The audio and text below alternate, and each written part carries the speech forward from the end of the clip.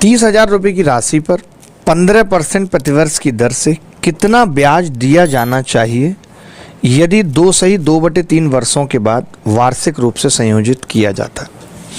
देखिए, ऐसे सवालों में हम क्या करते हैं, 2/3 वर्ष है, यानी पहला साल है पूरा कंप्लीट तो 15% रेट है, दूसरा साल कंप्लीट है 15% रेट है, लेकिन तीसरा साल सिर्फ 2/3 है तो हमने 15% का भी 2/3 कर दिया, यानी तीसरे साल जो रेट ऑफ इंटरेस्ट है वो 10% कह सकते हैं दोस्त, 10% कह सकता।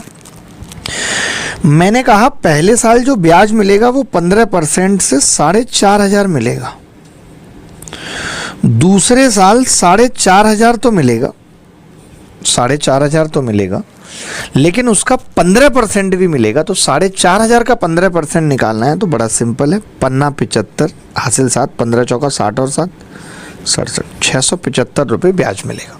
ये बात सबको क्लियर है? आपने कहा जी क्लियर है। अब मैंने कहा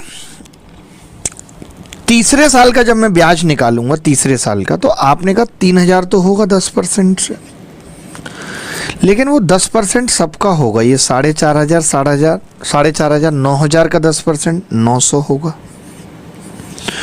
और 675 का 10% 67.5 होगा।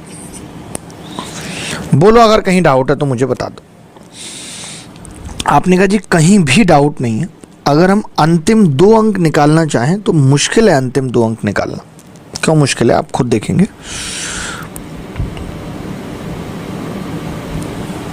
ये लो जी 0.5 सब में आ रहा है, कोई फायदा नहीं है। चलिए कर ही लेते हैं कैलकुलेशन। जैसे मैं देख रहा हूं कि ये 4,500 4,500 9,000 और 3 12,000 और लगभग एक ये है 13,000 के समथिंग उत्तर होगा। अब 13,000 के समथिंग एक ही ऑप्शन है तो कुछ सोचने की या करने की जरूरत नहीं है।